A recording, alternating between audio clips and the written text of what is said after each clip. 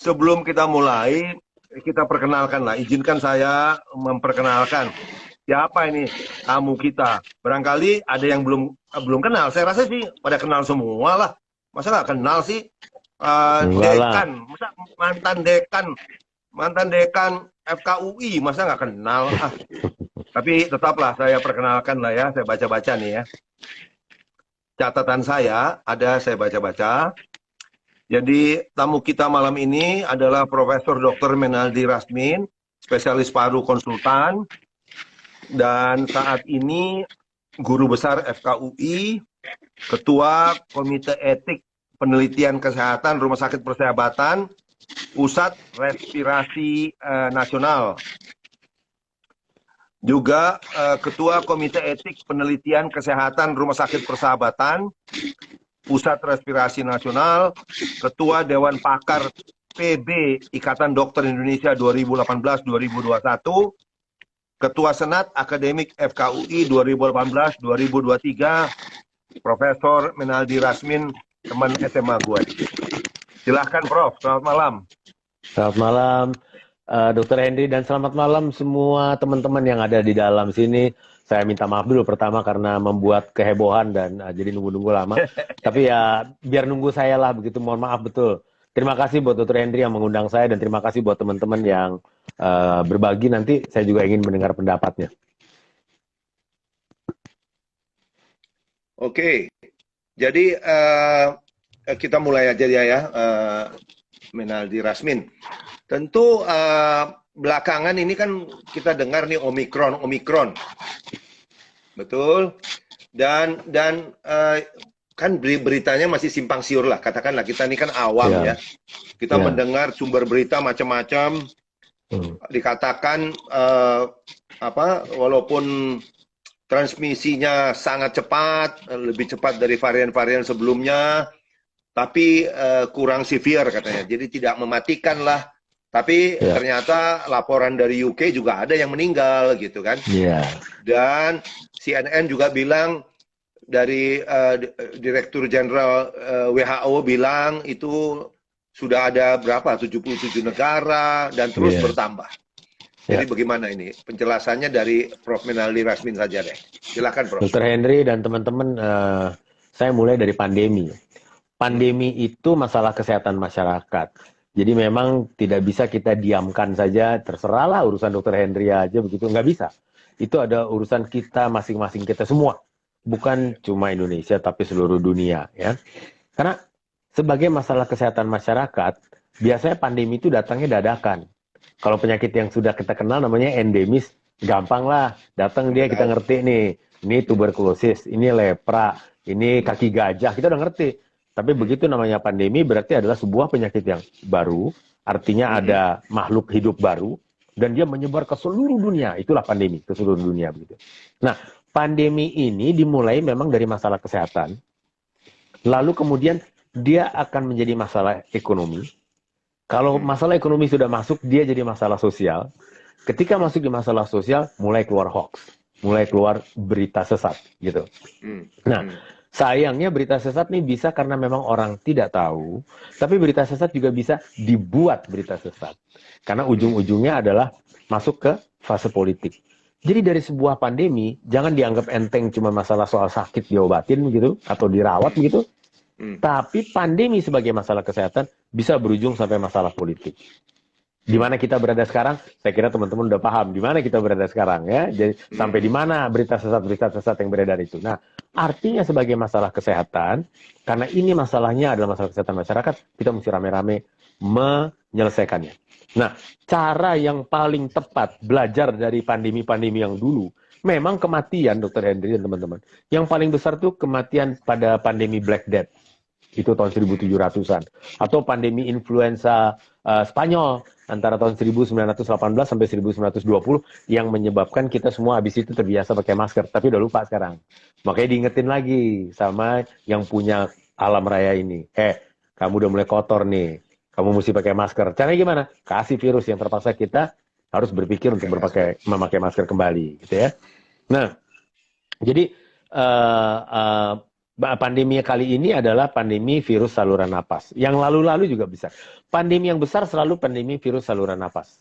Gitu. Jadi selalu dengan cepat menular, ada yang sangat mematikan, ada yang sedikit mematikan, ada yang nggak mematikan. Gitu. Tapi pandemi adalah tetap pandemi dengan daya tular yang tinggi. Jadi mau namanya Omikron, mau Delta, mau Beta, mau Gamma, mau Kappa, mau Alpha yang pertama, tetap penularannya akan tinggi. Nah, sekarang kita sudah lihat bagaimana jika kita tidak melakukan pemutusan rantai penularan, itulah kata kuncinya, pemutusan rantai penularan, bahaya. Tanggal 17 Juli tahun 2021, kita punya, sehari saja kita punya 52.500 kasus baru di Indonesia. Dengan angka kematian 1.000 kasus pada waktu itu. Sekarang ini, angka kematian kita, angka kasus baru kita 179 per tanggal 22 kemarin. Gitu ya, 179 kasus baru. Hari ini kasus kematiannya adalah 10 orang. Tapi kasus kematian 10 orang nggak bisa dibilang dengan angka atau dengan persen ya, Dr. Henry ya. Itu manusia. Satu orang gitu. juga bahaya sudah kan? Iya, kalau itu saudara saya bagaimana? Nggak lucu kan gitu ya. Nah, jadi kita mesti terus berusaha. Apa itu? Memutus rantai penularan. Cara memutus rantai penularan itu yang paling benar adalah pencegahan. Bukan pengobatan, tapi pencegahan. Nah, pencegahan itu ada dua. Pencegahan pertama, atau the primary prevention, ini yang paling utama. Ini yang paling utama deh, primary prevention. Apa itu? Satu, atur gaya hidup kita. Saya ambil contoh yang gampang ya, maaf ya kalau nggak enak ya. Rokok, pada perokok, ternyata reseptor tempat si virus itu nemplok, masuk ke dalam gitu ya. Itu pada perokok ternyata 3 kali lebih tinggi. Artinya pada COVID ini, memang pada perokok, risiko untuk mengalami COVID lebih tinggi 3 kali pada orang yang perokok. Karena tempat nangkepnya udah lebih banyak 3 kali, sedikitnya 3 kali dibandingkan orang yang tidak merokok. Itu baru satu gaya hidup. Gaya hidup yang lain adalah sering kumpul-kumpul, arisan, pertemuan-pertemuan, apapun alasannya lah ya, gitu. Itu gaya hidup. Yang pencegahan pertama yang kedua adalah protokol kesehatan. Ini yang paling sederhana sebetulnya, protokol kesehatan yang dulunya 3M, dari cuci tangan, pakai masker, jaga jarak, dan kemudian ditambahin dengan menghindari kerumunan, dan kemudian mengurangi pergi untuk beli-beli makanan di restoran, gitu ya, untuk duduk di restoran. Jadi 5M, 6M bahkan, ada 7M lagi ya. Nah, karena cuci tangannya sampai ke siku katanya begitu. Yang pencegahan kedua adalah vaksinasi. Kenapa kedua? Karena vaksinasi itu kan dengan memasukkan bagian dari virus ke dalam badan manusia untuk mengenalkan badan manusia pada si virus tadi. Nah, kalau dia udah kenal, dia bikin tentara nih, gitu. Jadi kalau datang yang beneran, dia lawan. Gitu. Jadi kalau habis divaksinasi, bisa sakit? Bisa. Tapi mungkin sakitnya sakit yang ringan saja. Seperti kita lihat sekarang, banyak juga sekarang yang masih kena COVID, bahkan mungkin kena Omikron ini. Tapi kalau kita lihat angka rawat di rumah sakitnya, mudah-mudahan benar ya, itu tidak sehebat seperti pada waktu bulan Juli lalu, ketika vaksinasi belum banyak. Berapa tuh banyak? Nah, dipercaya bahwa untuk sebuah pandemi, kita minimal mesti mencapai 70. Tapi kalau sudah ada varian baru, 80% dari populasi. Jadi kalau buat 250 juta orang Indonesia, maka diharapkan yang tervaksinasi adalah sekitar 190 juta. Berarti sekarang belum orang Indonesia sekarang. Sekarang vaksinasi lengkap orang Indonesia ini adalah 39%. Vaksinasi lengkap. Masih jauh, artinya ya? yang pakai masih jauh ya, masih pakai. Yang vaksinasi yang baru sekali begitu 56%. Nah, kita melihat bahwa walaupun 39%, angka itu jelas merosot dibandingkan waktu bulan Juli. Jadi artinya, tapi tetap walaupun vaksinasi, kita harus menjalankan protokol kesehatan sebagai upaya pencegahan yang pertama tadi gitu. Jadi tetap protokol kesehatan, dan yang kedua vaksinasi lengkapi. Karena kita lihat angkanya jelas menurun dari bulan Juli yang lalu buat Indonesia, juga buat dunia begitu. Timbullah varian baru ya, Dr. Henry ya, teman-teman ya. Apa sih varian baru? Varian baru tuh kalau virus yang lama, dia setelan aslinya tetap dia. Cuman ada yang pakai kaca hitam gitu ya, nggak? Terus setirnya pakai bungkusan gitu ya. Artinya dia memutasi dirinya, menyesuaikan dengan kondisi yang baru karena orang sudah divaksin. Ada orang yang sudah pernah sakit, itu lebih hebat. Kekebalannya alamiah bener tuh, dia pernah sakit, tentara dalam badannya, kalau dia hidup nih, tentara dalam badannya luar biasa hebatnya. Jadi itu saya tambahin tuh. Si siapa? Si Deddy Corbuzier kalau ngomong, saya udah divaksin vaksin Delta. Karena dia udah kena. Karena dia udah sakit gitu. Jadi Iya. kekebalan alamiahnya ditambah dengan kekebalan vaksin jadi lebih baik begitu ya. Hmm. Nah, tapi tetap saja virus akan mencoba menyesuaikan dirinya dengan orang-orang yang baru ini menyebar kemana-mana. Artinya apa? Varian baru hanya muncul jika dia punya tempat hinggap, punya tempat nemplok, reseptor. Siapa itu? Ya orang. Artinya apa? Artinya masih ada orang yang tidak protokol kesehatan. Karena kalau orangnya semua protokol kesehatan, Nggak mestinya ada tempat virusnya ya. makin lama makin lemah dan berhenti pandemi kita. Begitu dulu, Dokter Henry, sampai situ barangkali. Oke, jadi ini penjelasan yang sangat gamblang ini ya. Sangat gamblang. Sebenarnya ada sedikit pertanyaan, Prof. Menaldi. Saya juga dengar-dengar. Nanti sebenarnya gini, nanti kalau kita masih ada waktu, kita lihatlah pertanyaan dari viewer. Barangkali ada yang mutu. Mohon maaf ya, kalau dari viewer tuh tanyanya yang nggak mutu, ya nggak saya jawab. Tapi kalau yang mutu baru kita. Tidak ada pertanyaan yang tidak bermutu. Kita lihat jawabannya bermutu apa enggak nanti jawabannya, begitu ya. Bagus, itu orang yang merendah itu dia. Gini, saya dengar nih Prof. Menaldi ya, katanya ada seorang ahli yang mengatakan, ahli apa tahu dia, virus atau apa? Dia bilang gini, itu terjadinya angka Omikron itu karena orang-orang itu tidak mengetahui bahwa dia mutasinya itu katanya hanya di spike proteinnya atau apa itu namanya RBD, apa reseptor binding domain ya. Jadi kalau Anda pakai vaksin yang bukan vaksin utuh, virus utuh, pasti Anda kena lagi katanya. Harusnya vaksinnya itu vaksin virus utuh yang klasikal lah ya kayak Sinovac ya. Bukan mRNA dan lain-lain. Bagaimana itu Prof. Menaldi? Tanggapannya? Tanggapan saya adalah ini penyakit baru. Memang segala teori akan bisa keluar. Iya, kita sedang mencari. Jadi semua produsen vaksin mRNA juga sedang mencari tahu apa yang bikin sampai bisa hidup lagi mutasi jadi varian baru. Yang bikin vektor virus itu seperti Sputnik. Dia juga cari tahu apa ya gitu. Sementara yang Sinovac, Sinovac sama CanSino juga mencari tahu juga bagaimana ya dengan yang platform yang lama, yang platform yang kuno, yang tradisional gitu ya, yang seperti Sinovac. Banyak juga yang bilang, Dr. Henry, nggak bisa masuk negara saya karena kamu pakai yang Sinovac, itu nggak bagus. Ada juga yang bilang begitu kan. Jadi itu adalah teori-teori yang masih berkembang, masih terus dalam penelitian. Itulah sebuah pandemi di kedokteran ya, Dr. Henry ya. Pada saat kita mesti mengatasi, pada saat itu kita belajar. Bayangin nggak? Lagi kita belajar, kita dicekok-cekok gitu sama penyakitnya gitu ya. Tapi dan itu memang bisa kita. Juga jadi orang pada yang ahli dan yang berlagak ahli bisa aja ngomong. Orang juga nggak ada yang benar-benar ahli kok. Ini pun penyakit baru. Sebelum orang lain ngoceh, gua duluan lah ngoceh. Kan gitu. Jadi kesan saya jadi begitu nih. Dr. Henry, Amerika tuh nyaris pusat dari berbagai ilmu ya. Mau ortopedi, mau paru, mau jantung. Coba lihat yang mana yang di awal yang paling berantakan. Amerika itu loh. Dia. Jadi karena mereka belum kenal ini apa nih gitu. Ya.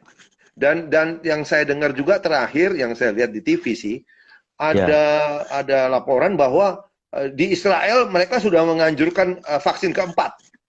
Jadi dengan kata lain begitu tidak mampunya ini sampai ditambah-tambahin terus nih. Kita masih jauh, sedangkan 2 aja belum banyak kan. Apalagi Israel sudah memikirkan keempat katanya begitu. Ya, pada saya, kalau itu ditanyakan pada saya akan lebih dahulu mengejar angka 80% dari populasi tadi. Itu dulu. Itu lengkapi dulu semua divaksinasi. Jika stok vaksinnya masih cukup, atau apalagi berlebih, mari kita ulang untuk divaksinasi. Tapi tentu ada kelompok yang terpaksa harus lebih dulu ketika misalnya bulan Juli lalu perawat dan dokter yang betul-betul di tempat yang berkelahi begitu memang mesti dikasih lagi vaksin lagi karena kita tidak tahu ini berapa hebat ini, jadi mesti dicari dengan platform yang beda. Jadi kalau dulu yang pertama perawat dan dokter tuh pakai yang virus dimatikan seperti kata Dr. Henry, Sinovac 2 kali, lalu pada yang ketiganya dipakai yang mRNA, pada waktu itu adalah Moderna yang dipakai. Tapi dengan begitu pejuang-pejuang yang di depan ini harus diyakini bahwa mereka tuh terlindungi betul. Karena kalau nunggu mereka dapat perlindungan alami karena sakit, selama mereka sakit kan nggak ada yang kerja di rumah sakit nanti gitu, ya kan? Jadi mesti diberikan perlindungan yang terus-menerus pada perawat dan dokter yang langsung. Juga pada yang langsung kan, Dokter Henry juga lihat ya, yang tidak langsung berhadapan dengan COVID juga belakangan tuh kemarin itu gitu. Jadi sebelum kita teruskan, saya rasa saya perlu meluruskan ini terhadap yang ini Draga Herafi. Dia bilang begini, pertanyaan bermutu datang dari dokter atau mahasiswa kedokteran. Orang awam bertanya, yang mana tahu itu bermutu atau tidak.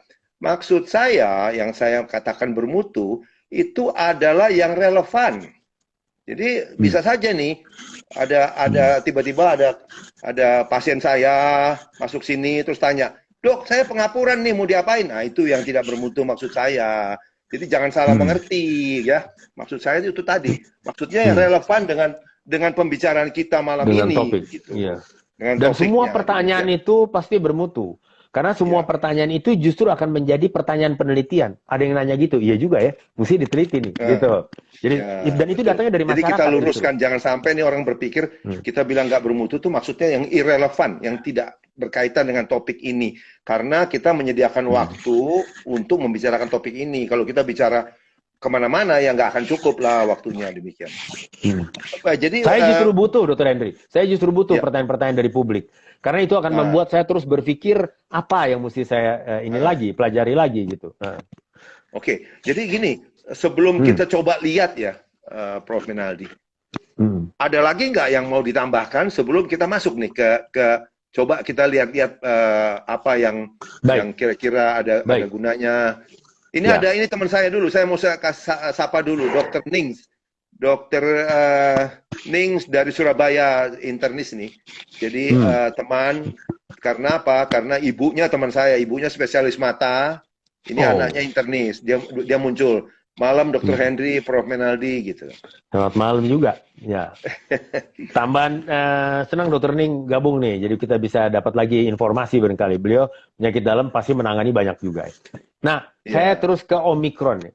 Sampai Omikron itu muncul, berarti ada varian baru namanya Omikron.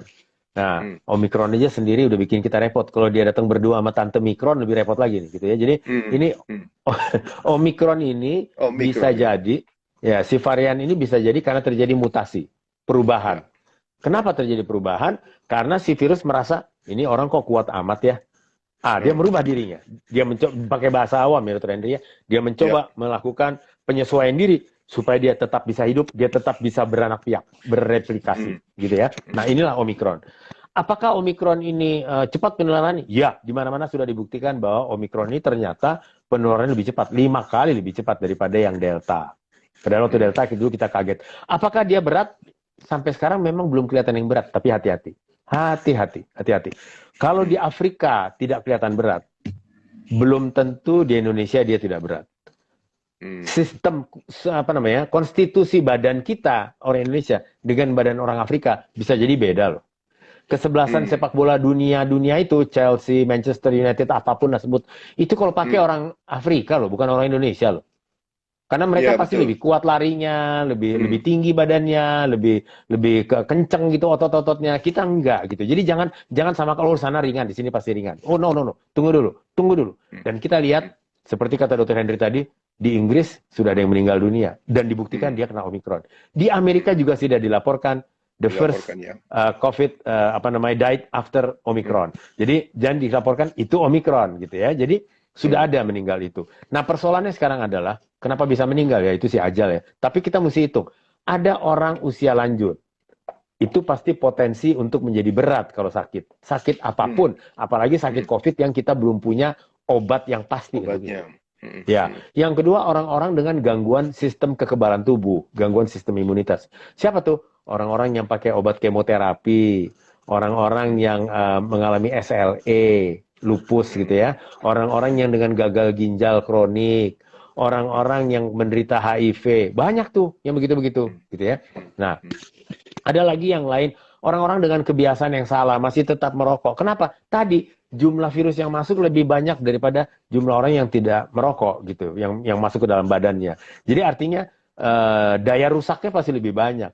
Masuk satu tentara marinir gitu sama masuk 10 tentara marinir agak beda ceritanya tuh gitu ya, karena bisa lebih luas tuh kerusakan yang terjadi kalau dia nembak ke kiri ke kanan depan belakang begitu kan. Jadi ada banyak faktor yang kita mesti perhatikan, apalagi di Indonesia masih banyak juga orang dengan gizi buruk, gizi sedang, ya kan? Iya. Itu. Iya. Dan ada penyakit kronik banyak loh, Dokter Henry. Ada banyak orang lepra, banyak orang tuberkulosis. Itu adalah penyakit-penyakit yang ada orang banyak diabetes, kencing manis. Itu daya tahan tubuhnya nggak begitu bagus. Jadi akan mudah terserang. Akankah dia menjadi fatal, berat atau tidak? Nggak bisa kita cobain dulu baru kita lihat gitu. Lebih baik kita Iya. betul-betul memutuskan bersikap untuk cegah. Jangan sampai si Cegah. Omikron ini jadi banyak. Hari ini sudah ada 8 kasus di Indonesia. Dengan tambahan semalam 3 kasus baru, jadi sudah 8 yang terkonfirmasi. Tapi kalau yang dibilang mungkin nggak ya, suspect atau probable, itu ada lebih dari 11. Bahkan ada yang bilang 70. Kalau di seluruh Indonesia yang dianggap sebagai kemungkinan Omikron. Dan ini lagi diperiksa ininya, sediaan hapus usap tenggoroknya itu. Nah, kalau iya, maka tentu dia akan bertambah dan bertambah terus. Sepanjang kita masih kontak terus, maka tidak heran kalau kita akan menaik lagi jumlahnya. Kalau tidak berat, ya syukurlah. Tapi kalau berat tolong dihitung. Tadi ada faktor-faktor yang tadi akan bikin kita mungkin berat gitu.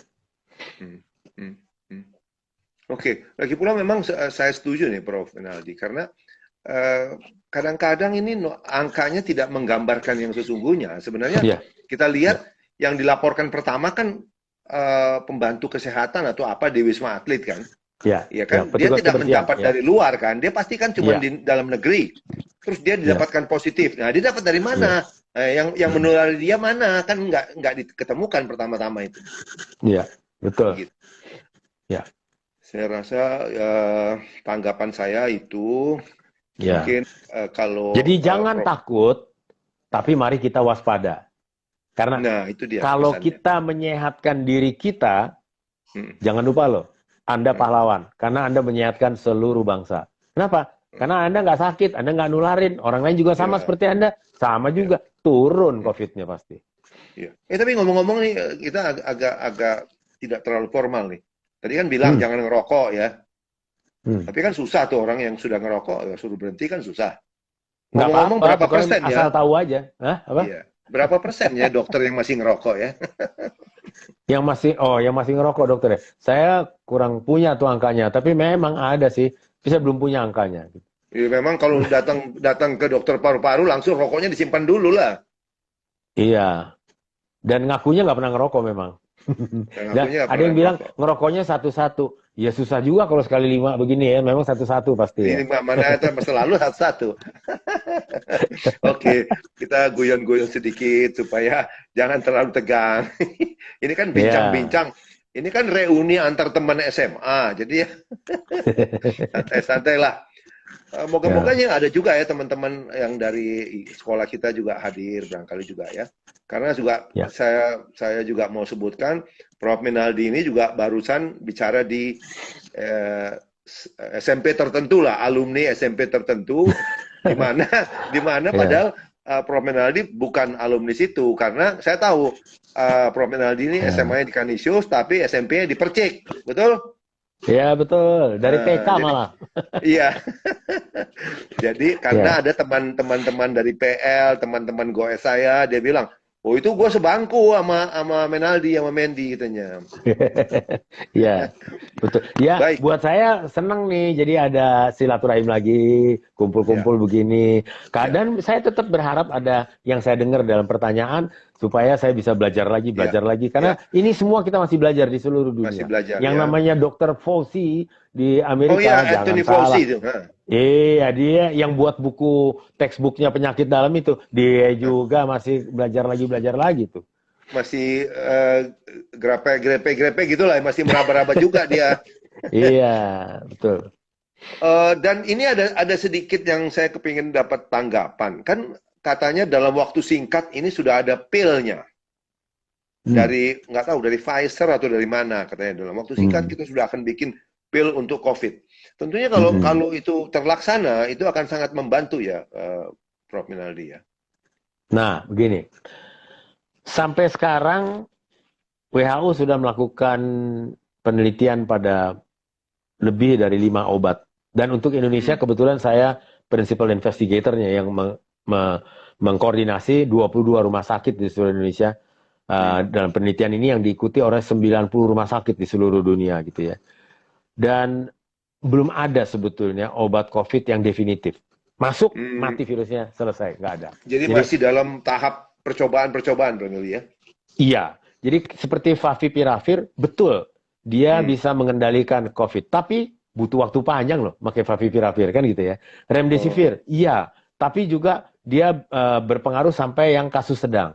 Begitu masuknya di oh, kasus yang berat kritis, nggak bisa, nggak kuat juga nggak dia kuat. gitu. Ya, Ada lagi siapa? betul-betul Apa? mengandalkan Molnupiravir, apa lagi? Molnupiravir yang terakhir ini. Saya nggak kasih komentar kenapa. Mana dong hasilnya itu jangan cuma di tempat negaranya sendiri. Ayo kita uji coba di Oh, seluruh dunia. Kita ya lihat belum bener ada nggak studinya gitu ya. ya. Hmm. Iya, karena sampai sekarang yang udah dicoba di seluruh dunia pun belum terbukti ada yang obat definitif. Dia kerja gitu. Kayak Hmm. saya dikasih apa namanya kuah bakso. Kenyang sih kenyang juga, tapi kan lebih kenyang kalau dikasih baksonya sekalian gitu, ya kan? Ah, Jadi itu dia. ngobatin juga sih, tapi Hmm. nggak belum tuntas. Jadi masih banyak daya tahan tubuh manusia yang oleh karena itu vaksinasi menjadi dibutuhkan supaya daya tahan tubuh manusia cepet dipancing, cepet dirangsang supaya keluar gitu. Hmm. Hmm. Hmm. Jadi sebenarnya kan eh, walaupun ada yang menanggapi begini, mungkin di negara kita nggak banyak penolakan, tapi kalau sampai di Eropa kita lihat itu sampai antar dua golongan ini yang mau divaksin sama yang nggak mau divaksin itu sampai ribut, sampai wah Iya. sampai fisik betul itu. Nah, mereka yang bilang begini, apa yang divaksin juga masih kena, buat apa kalau begitu divaksin? Bagaimana Ya. itu, Prof. Menaldi? Ayo kita jalan di tengah jalan yuk. Karena jalan di Hmm. pinggir jalan juga bisa kesamber juga, kan begitu kan ya? Enggak Nah, itu begitulah gitu ya. good Tentu analogi yang bagus itu. tentu kita tetap harus berikhtiar. Yang Ya, menentukan nasib kita kan Tuhan. Biar kata betul. saya dokter paru-paru juga dokter Henry, saya Heeh, masuk juga ke ICU itu pakai segala macam bungkus-bungkus, tutup berapa lapis. Kalau heeh. Tuhan bilang lewat kamu kena COVID, kena juga. Tapi Selesai, iya. Iya, apakah saya terus jadinya terus nggak nyelesain itu? Enggak kan. Tetap juga iya. kita mesti menyelesaikan persoalan kita sehari-hari, apapun itu, baik yang di Hmm, kedokteran maupun yang di hmm, kehidupan ekonomi sehari-hari, di hmm, guru, di apa namanya pedagang atau apapun lah entertainer atau apa, tetap sehari-hari mesti ada yang dikerjakan. Tapi ikhtiarnya adalah tadi pencegahan pertama adalah protokol kesehatan dan atur gaya hidup. Pencegahan kedua adalah vaksinasi. Itu harus kita lakukan. Itu adalah ikhtiar. Tuhan kan hmm, akan menilai kita dari ikhtiar ya. Bagaimana kita hmm. bisa jadi pinter kalau kita nggak berusaha belajar gitu kan gitu kira-kira ya. Iya, betul. Hmm. Oke, jadi penjelasannya sangat sangat komprehensif. Kita semua sudah mendengar dari tadi Prof. Minaldi menyebutkan principal investigator loh di negara kita ya. Jadi ini bukan orang sembarang yang ngomong gitu. Ada lagi yang sebenarnya ingin saya tanyakan pendapatnya adalah eh, bagaimana pendapat Prof. Minaldi terhadap kebijaksanaan sekarang. Kita tentu tidak mau mengkritik pemerintah lah. Tapi kan Hmm. maju mundur kayaknya. PPKM Hmm. nih, tahu-tahu nggak jadi Hmm. lagi, nggak jadi. Bagaimana ini? Hmm. Ya. Prinsip pertama pada pandemi adalah karantina bagi yang sehat, isolasi bagi yang sakit, gitu, Hmm. gitu ya. Nah sekarang isolasi bagi yang sakit sudah lebih jelas barangkali ketimbang karantina bagi yang sehat. Nah Hmm. persoalannya Indonesia ini kan apa namanya income per kapitanya masih rendah ya, saya harus bilangnya masih Hmm. rendah. Hmm. Orang masih harus hidup dari pekerjaannya hari per hari, bahkan mungkin dari jam ke jam begitu. Hmm. Pemerintah tentu tidak juga gampang untuk memukul rata bahwa semua orang sama seperti Menaldi nih. Kalau saya kurung di rumah nggak apa-apa, dia hidup juga terus gitu. Nggak bisa gitu. Hmm. Tetap Hmm. aja ada orang-orang yang dia tidak hidup kalau seperti itu begitu. Jadi dia mesti bekerja. Nah, Ya. kebijakan seperti itu adalah melihat pada kondisi pandemi di artinya epidemiologi penyakit di daerah itu. Satu, melihat juga kepatuhan dari penduduk setempat gitu. Kalau penduduk setempatnya cukup patuh dengan epidemiologinya yang masih berat begitu, sebetulnya pasti agak longgar keputusannya. Kenapa? Karena orangnya sendiri udah patuh gitu. Tapi walaupun daerah itu tidak begitu berat, masih sedang kategorinya gitu. Mesti diberlakukan PPKM 2 atau 3 misalnya. Harus diberlakukan karena orang-orangnya bandel misalnya begitu. Jadi Makanya menurut daerah saya per daerah ya. ya untuk Indonesia ini terpaksa deh. Kita nggak lihat daerah per daerah di Inggris karena dia satu tanah, ya nggak. Satu tanah Ya ya. di negara-negara Eropa di Jerman dia satu tanah. Jadi kita nggak Iya. melihat itu. Jadi mereka Kayak adalah Jawa, all kita or cuma none. di Pulau Jawa, iya lain. Nih, itu all or none kalau dia. Kalau kita nggak bisa begitu. Di Jawa ini 70% populasi ada di Jawa, mereka mesti hidup, suruh minggir semua, pergi pulang ke kampung masing-masing. Di kampung sana dia nggak hidup, di sini dia nggak hidup juga. Siapa yang mau nanggung? Apakah uang pemerintah cukup? Nggak cukup. Uang pemerintah masih mesti buat apa tuh? Nyiapin ventilator, nyiapin obat-obatan, vaksin, banyak lagi infusnya kalau ada yang sakit. Jadi memang pembicaraan kita juga ingin mengingatkan begini, Dr. Henry. Kalau bisa dicegah di masyarakat, karena ini masalah kesehatan masyarakat, mestinya jangan sampai ada yang masuk rumah sakit. Karena itu pintu belakang, bukan pintu depan gitu. Dan ketika sampai di pintu belakang, itu obat segala macam itu jadi mahal semua. Karena obatnya mesti obat suntik, mesti ada infus karena orangnya lemas, mesti dikasih makanan bergizi tinggi supaya dia bisa banyak sekali pengeluaran yang terlampau besar. Dan itu sudah terjadi pada kita di tahun 2020. Jadi memang pencegahan di tingkat masyarakat itu yang harus sangat-sangat baik gitu. Iya, iya. Terus ada lagi, ini sebenarnya ada pertanyaan dari yang dititipkan oleh Ruth Sur. Saya lupa nih nama itunya. Dia di Texas. Ini tuh anak Kanisius, teman kita nih. Dia di Texas, dia bilang, ini tolong sampaikan, tanyakan, katanya gini, kalau orang datang ke Amerika atau di Amerika itu, mereka cuman lihat PCR. Kalau PCR negatif, masuk aja udah. Tapi kenapa di tempat kita katanya masih karantina kan 10 hari malah ya? Bagaimana ini? Yang pertama, kepadatan penduduk di Amerika lebih rendah loh dari di Indonesia. Per kilometer persegi, per kilometer persegi, di Indonesia ini bisa sampai 6 orang per kilometer persegi rata-rata. Di mereka cuma 2 orang, gitu ya. Jadi jauh. Jadi daya tularnya itu lebih tinggi di Indonesia, itu satu. Yang kedua, kepatuhannya untuk mematuhi aturan-aturan terkait dengan protokol kesehatan mestinya di Amerika lebih baik. Sementara di kita kan kalau pakai masker juga kan di hidung. Nah, padahal dia napas pakai hidung, keluar masuk tuh barang. Iya, gitu kan? Makanya jadi, ada kata Jawa juga dablek gitu kan, dablek. Ya, iya. Begitulah. Oke. Belum sungkem, cium pipi kiri kanan, terus begini. Bukan yang begini, yang begini juga ada nih. Nah, masuk juga dia. Gitu. Ya. Oke. Saya rasa gini, Prof. Menaldi, boleh kita lihat bisa lihat pertanyaan-pertanyaan yang terdaftar sudah barangkali di box kalau ada yang bisa kita jelaskan. Ya. Kalau saya mampu saya jawab, kalau enggak ya saya nanti nyerah, kita carikan kan gitu ya kan? Iya.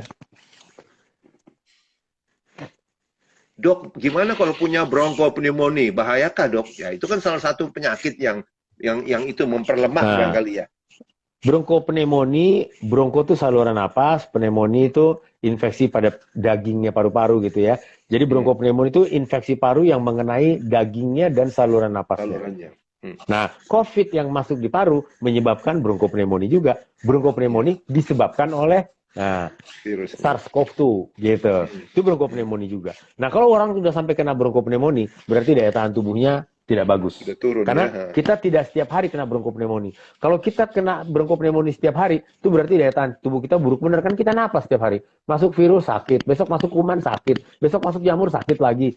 Ya, jadi makanya kita sehat karena daya tahan tubuh kita sudah dikasih Tuhan cukup untuk menangkal itu. Tapi kalau kita sampai bronkopneumonia, berarti kita sedang turun daya tahan tubuhnya. Hati-hati, apakah itu karena COVID atau justru dapat membuat COVID jadi lebih gampang masuk ke dalam.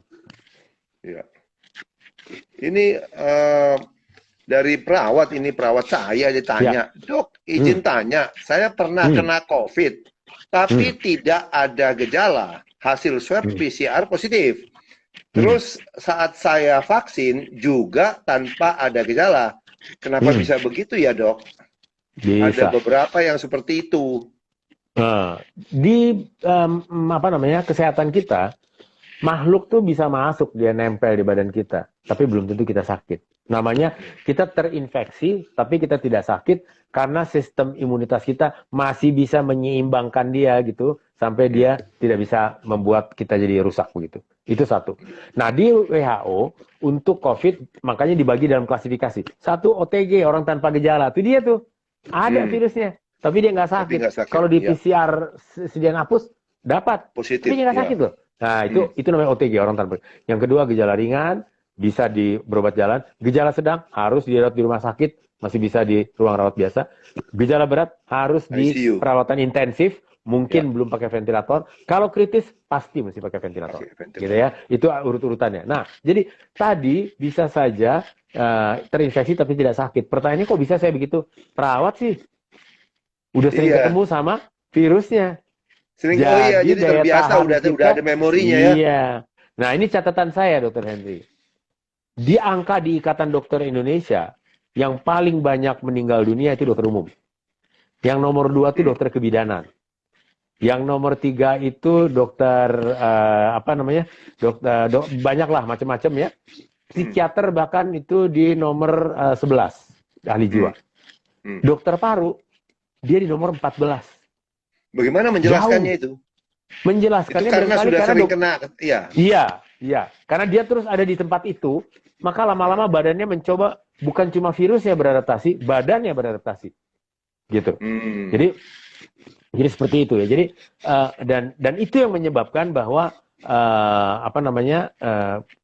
kita jangan pergi kemana-mana sembarangan karena kita bisa menularkan orang. Kalau tadi kita positif, tapi kita tidak sakit, kita nggak sadar, mungkin masker kita turun, kita mau ngumpul-ngumpul, karena kita anggap kita nggak sakit, tapi inilah dia penular nanti, gitu ya. Jadi kalau di tempat kami di Rumah Sakit Persahabatan, pusat pernapasan itu, tiap 2 minggu kan diperiksa tuh perawat sama dokter. Begitu positif dia mesti di grounded, nggak boleh kerja 2 minggu. Kenapa 2 minggu? Itu umur virus. Kalau dia nggak diapa-apain dan orangnya cukup kuat, dia mati sendiri itu virus. Jadi 2 minggu harus. Nanti 2 minggu diperiksa lagi, negatif baru masuk kerja lagi. Begitu. Oke. Dalam keadaan ini positif, ada pertanyaan kerja. berikutnya. Ini nggak tahu apakah mau dijawab. Kalau nggak mau dijawab juga, sedikit banyak mungkin. Ada yang menanyakan vaksin Nusantara, bagaimana kabarnya itu? Apakah bisa untuk COVID atau bagaimana ini? Ya, gini. Membuat vaksin kan platformnya tadi beda-beda ya. Ada yang virusnya mati atau virus dilemahkan, terus itu dimasukin ke dalam badan supaya badan kita ngelawan. Ada yang peritilan dari virusnya. Salah satu misalnya contohnya mRNA itu, yang si Pfizer, Moderna, Johnson & Johnson itu ya, AstraZeneca itu mRNA gitu ya. Ada lagi satu lagi vaksin yang diambil justru dari badan orang itu sendiri. Itu sel dendritik namanya. Kenapa? Ini dia nih, Nusantara ya. Nusantara mengembangkan teknik vaksinasi dari vaksin yang diambil dari badan orang itu sendiri. Nah, dari mana teori itu? Nah, ini dia nih ceritanya. Tapi ini berkembangnya pada kanker sebetulnya. Yaitu kanker. Asalnya dari kanker ya? Dari kanker, dan kankernya itu kanker leher rahim biasanya. Jadi pada perempuan, bagaimana caranya ya? Virusnya hinggap di leher rahim tadi. Virus HPV ya, Human Papilloma Virus, dia nempel sana. Maka diambillah dari orang itu darahnya, karena orang itu udah bikin perlawanan terhadap si vaksin tadi, gitu ya. Orang itu sudah bikin perlawanan pada vaksin, pada virus tadi. Saya ulang lagi kalimatnya nih. Orang itu, bukan orang lain. Orang itu sudah bikin perlawanan pada si virus tadi. Maka darahnya diambil, lalu dipisahkan, diambillah sel dendritiknya tadi, kemudian itu disuntikan ke dalam badan dia lagi. Nah, itu dia lagi. Nah, jadi persoalannya gini, ke orang lain bagaimana? Persoalannya begini. Dokter Henry kan di rumah sakit, barangkali kenal juga tuh badannya masih virus walaupun belum terinfeksi, gitu. Udah keluar juga tentara dikit-dikit. Itu siapa sih? Itu siapa sih? Keluar juga tentara. Diambillah darah Dokter Henry, lalu diproses, ambil dendritiknya, itu yang dimasukin ke badan Dr. Henry supaya dia merangsang pemicu untuk membangkitkan sel. Nah, pada orang lain bisa lain ceritanya. Karena sel dendritik saya belum tentu memberikan juga rangsang imunitas yang sama pada Dr. Henry pada orang lain. Jadi Berarti kan karena dia pemakaiannya tidak bisa meluas karena nah, hanya berlaku untuk nah, orang yang itu bersangkutan, ya kan? iya. Jadi vaksin dendritik seperti pada kanker memang vaksin yang individual. Itu Hmm. sebabnya jadi ini mahal karena ini kan orang per orang. Sementara yang kita kejar Ya. adalah vaksinasi yang massal. Pakai semuanya kena gitu. Nah, Itu semuanya bisa. Itulah vaksin-vaksin yang tadi diambil dari si virusnya, bukan dari orangnya, dari virusnya gitu. jadi Ya, berarti pengharapan kita terhadap vaksin Nusantara bagaimana? boleh Kurang. aja. Tapi Boleh. akan Maksud mahal saya sekali gini. kan? Tapi mahal. Jadi gini, perkembangan ilmu tentu harus tetap kita hormati. Ya. Tapi aplikasi ilmu tadi di masyarakat itu harus dipertimbangkan. Maksudnya gini, kalau betul bisa dapat vaksin tadi, belum tentu pemerintah akan menggunakannya karena dia tidak bersifat massal gitu. Dia Iya, tidak bersifatnya bersifat massal. individual. Iya, betul. Kalau orang per orang mau beli, mau pakai, ya monggo-monggo aja gitu. Tapi kan prosesnya lama dan nggak gampang loh. Setiap mengambil bagian dari tubuh manusia, apalagi darah yang di dalam aliran tertutup, kemudian dilakukan processing. Tempat gedung laboratorium, alat-alat yang melakukan processing, orang yang melakukan itu sterilnya harus 100%. Dan itu menjadikan dia jadi lebih mahal lagi karena semua misalnya standar gedung, standar alat segala macam kan butuh biaya semua gitu ya. Nah, jadi itu bukan vaksin massal, itu vaksin individual. Tidak ada yang salah, tapi itu vaksin individual. Kalau bicara tentang vaksinnya ya nggak ada yang salah, tapi menjadi mahal dan apa namanya berat gitu kalau mesti beli satu demi setiap orang diongkosin gitu loh. Dokter Henry mau divaksin diambil dulu dia ongkosin, Menaldi mau diambil terus itu berat mahal betul itu. Makanya kalau menurut pandangan saya ya berarti vaksin kayak begini dendritik ini hanya bisa dilakukan pada negara yang rata-rata sudah tinggi sekali penghasilannya sehingga orang semua mampu membayar masing-masing. Dan itu pilihan pribadi jadinya gitu. Sedangkan kalau pandemi tidak dikenal istilah pilihan pribadi. Makanya ya, ada undang-undang wabah. Ada undang-undang wabah di seluruh dunia ada undang-undang wabah. Apa? Bahwa sebuah pandemi itu adalah tanggung jawab dan kewenangan negara. Jadi kalau negara bilang diisolasi, harus isolasi. Isolasinya terpusat, harus isolasi terpusat. Nggak bisa jadi suka-suka ada hukumnya sendiri. kalau Anda melanggar kan bisa kena. Iya, betul. Begitu. Jadi apa? Ya sambil saya lihat-lihat ini. Ya. Pertanyaan-pertanyaan, tapi ya boleh dibacakan juga. Jelas sekali penjelasannya katanya. Jadi ada pujian untuk Prof. Menaldi yang sangat jelas menjelaskannya sehingga orang awam mengerti dengan gampang lah. Yang penting memang masyarakat mengerti ya Dr. Henry ya, sehingga tidak simpang siur di dalam pengertian itu dan bisa diteruskan ke keluarga kecil, keluarga inti, keluarga besar, kerabat, sanak saudara, teman. Jadi pengertian itu jadi sama, tidak meraba-raba, tidak mereka-reka, dan tidak masuk berita sesat di tengah-tengah itu gitu. Jadi mengenai booster yang ketiga itu, Prof. Minaldi, jadi tetap berpandangan bahwa itu harus yang berbeda atau masih ada bukan tempat harus untuk berbeda. yang sama. Lebih baik berbeda. Lebih baik berbeda supaya kita dapat pasukan yang berbeda ini datang. Nah, mohon maaf betul karena ini buat publik sih ya. Kalau yang pertama tadi telah menghasilkan marinir, maka vaksin kedua mungkin menghasilkan Kopassus. Nah gitu. Jadi rentang ininya penjagaannya jadi lebar, jadi kuat gitu. Iya. Karena kan ada golongan yang tidak setuju dengan campuran begitu. Bilangnya begini, ini juga dari kalangan kesehatan. Mereka bilang, namanya booster. Harus sama dong. Kalau yang lain udah bukan booster katanya. Demikian tanggapannya sih alih-alihnya. Betul. Istilahnya mungkin membingungkan. Jadi lebih baik pakai booster tuh gini. Anda pakai apa? Pakai virus yang dimatikan. Contohnya Sinopharm. Kalau gitu ada boosternya dong. Iya, karena dia mesti 2 kali. Nah, booster itu yang kedua itu. Namanya penguat gitu. Terus masuk lagi. Sekarang ada gini loh, tapi mesti dimasukin vaksin baru nih karena ini kejadian lagi meningkat. Ini mestinya, nah itu sebetulnya adalah vaksinasi ulang, tapi dengan vaksin yang beda. Iya. Karena beda kan, gitu. Tapi akhirnya udah simpang siur istilah yang dipakai, semua booster, Hmm. booster gitu. Iya, udah Apa kayak aja anak booster? bilang booster. Ya, begitu. Nah, apa booster yang baik?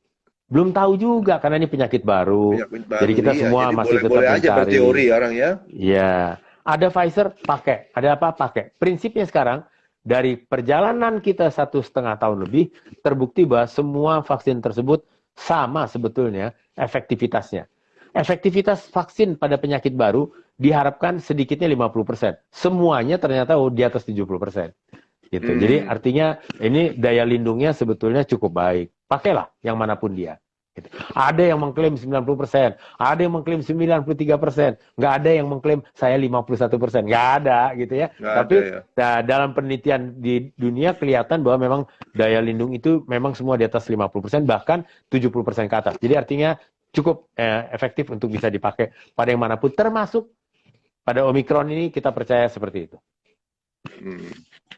Jadi ya daripada pertanyaan-pertanyaan itu, ini ada teman saya juga, Edi Seven Lux ini bilang cuma terima kasih atas penjelasannya yang sangat mudah dipahami Profesor Menaldi. Oke. Ya, mudah-mudahan. Iya. Tapi kunci utama tetap adalah protokol kesehatan. Yuk, di new normal atau era kebiasaan baru ini, adaptasi harus kita lakukan pada kebiasaan baru. Yaitu apa? Kita memang hidup sekarang harus pakai masker lebih sering. Karena pandemi tidak akan hilang dalam 1-2 tahun. Pandemi itu masih mungkin bergejolak di dalam 5 tahun. Tapi kalau kita bisa tekan, kita seluruh dunia bisa tekan, kita bersyukur kalau 2 tahun dia bisa jadi endemi. Atau kita bilang begini, dulu orang di Spanyol kagak punya apa-apa tahun 1918, 1920 bisa terus ketekan habis, masa kita nggak bisa sekarang? Gitu ya. Tapi berkali justru nggak bisa, Dr. Henry. Pesawat terbang malang melintang di atas sana, terbang kiri, terbang kanan, dia bawa juga nih. Iya. Gitu ya. Nah itu, yang kedua adalah cuci tangan. Sering-sering cuci tangan, karena kita masih suka nih gosok-gosok hidung begini. Jadi sering-sering cuci tangan. Dan virus itu di rel tangga, di cetekan lift gitu ya, di kertas yang mesti kita tanda tangan, itu bisa bertahan hidup 4-5 jam. Cukup lama. Nah, itu yang penting diulang. Itu yang penting diulang. Bahwa bisa bertahan di benda-benda mati itu 4-5 jam. Iya. Makanya itu Kebetulan gunanya waktu yang kita masuk ke restoran kan disemprot-semprot lah, kalau apa yang langganan sebelumnya sudah pergi langsung disemprot-semprot itu. Iya. Nah, kebetulan kita masuk di jam yang ke-3.30, dapat juga gitu. Iya. Iya kan? Ya. Gitu. Saya rasa cukup menarik ya. Sudah banyak yang kita dapat dari Prof. Menaldi. Nah, bagaimana dengan anak, Dr. Henry? Nah, itu dia. Itu dia. Karena sekarang, itu kan ada sudah mulai anak-anak divaksin. Kenapa? Tapi coba? ada sebagian yang masih bener ini anak divaksin. Kenapa?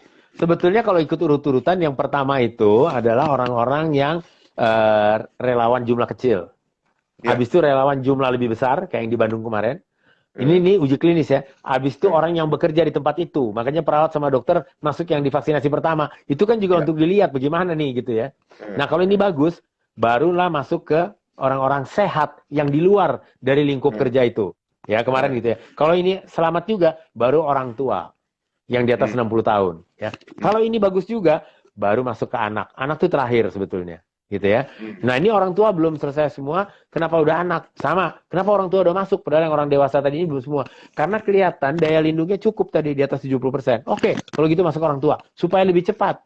Tadi salah satu yang berbahaya kan orang tua. Nah sekarang orang tua, belum 100% orang tua dapat, anak udah masuk nih, kenapa? Nah, ekonomi kita ternyata sebagian kecil atau sebagian sedang atau sebagian besar ditolong sama anak-anak di bawah usia 18 tahun, Dr. Henry. Ketika orang ke mall itu belum boleh bawa anak, sepi tuh mall, pada berhenti karyawan. Begitu dibilang anak boleh ikut, langsung rame tuh. Jadi penyelamat ekonomi kita antara anak kecil. Nah, tapi nanti dia bawa penyakit nih, divaksin sekarang. gitu ya. Maka sekarang dikejar vaksinasi pada anak karena orang dewasa juga bagus semua, orang tua juga baik semua begitu, nggak ada efek samping yang fatal, yang berat nggak ada. Maka sekarang anak masuk gitu. Iya, iya. Jadi Dan kalau anak ini masuk, mungkin ekonomi kita jadi lebih bergairah lagi kayak mall lebih kemarin. bergairah, lebih bergairah lagi. Tapi ya sebenarnya akhir tahun ini kita agak ini ya, Prof Minaldi ya, agak was-was juga kan, karena Iya, kita takut ini banyak akhir iya. tahun ini banyak orang berkumpul, berkerumun Nah, lagi. Nah, apakah ini akan jarak, mencetuskan social distancing, social tetap distancing. dipertahankan ya? Iya, gitu. Betul, makanya di Oke. awal pemerintah sempat bilang dicabut deh PPKM-nya, gitu kan. Tapi nggak jadi ya Karena akhirnya ya. karena menganggap bahwa ya orang sudah jenuh, orang juga Heeh, butuh penyegaran kembali untuk masuk di iya, tahun baru dengan aktivitas dan produktivitas yang hebat lagi, gitu. iya, Kok ada Omikron kayak begini? Nah, tunggu dulu. Kita kasih dulu ya. 2 apa 3 ya, 2 apa 3 ya. Kalau 4 berhenti dia semua kan gitu kan ya. 2 apa 3. iya. Itu tetap lagi ditimbang-timbang. Tapi itu adalah bagian yang mesti kita hormati dari pemerintah karena tetap mempertimbangkan kebosanan kita, Iya. kebutuhan kita untuk mencari nafkah. Itu Iya. dipertimbangkan semua gitu. Iya. Ya. Apa kayak saya ke Bali itu apa mereka semua bilang, waduh kita semua udah PPKM itu Ya, benar-benar ya, pelan-pelan habis kami ya. melarat kan gitu kan dia bilang. Iya, betul. Kasihan memang, ya. Ya, oke. Prof Menaldi sudah banyak memberikan informasi buat kita semua untuk teman-teman semua viewer.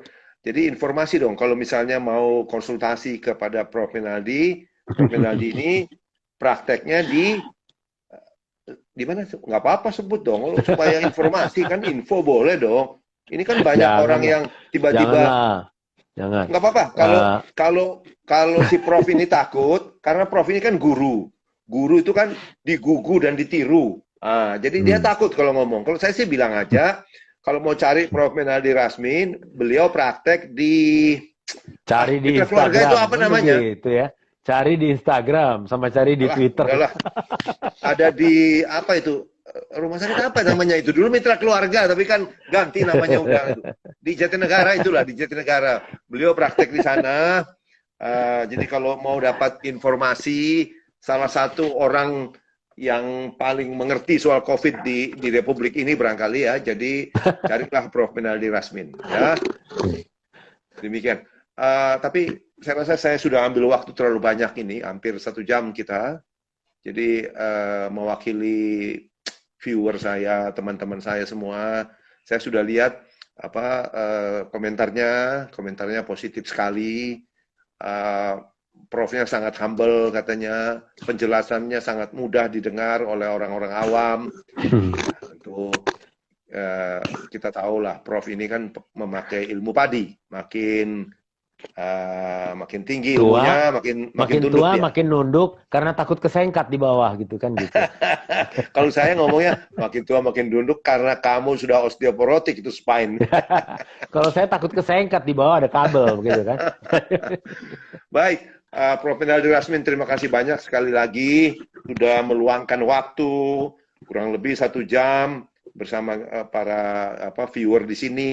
Tentu saya yakin banyak sekali manfaat yang bisa dipetik dari bincang-bincang malam ini. Jadi, Dr. Henry juga diikuti dari Amerika ini. Mas Helmi Yohanes yang dulu kita kenal di RCTI barangkali ya. Sekarang di ya, VOA. Beliau mengikuti bersama istrinya nih. Jadi sampai ke sana diikutin. Selain Rutsur tadi ya, Rudi Suryadi. teman kita itu Rutsur ya. Iya gitu.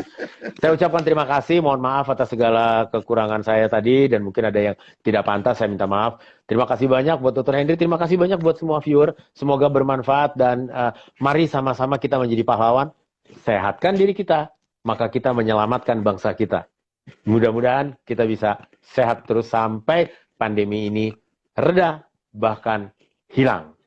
Makasih, Amin. Dr. Henry. Mari kita aminkan semuanya. Terima kasih sekali lagi. Jangan bosan, Prof. Menaldi Rasmin.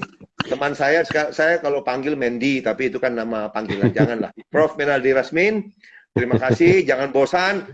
Kita akan adakan lagi next time, ya toh. Karena kalau lihat respons yang begitu baik dari teman-teman, penuh dengan puji-pujian, pantas diulang lagi nih.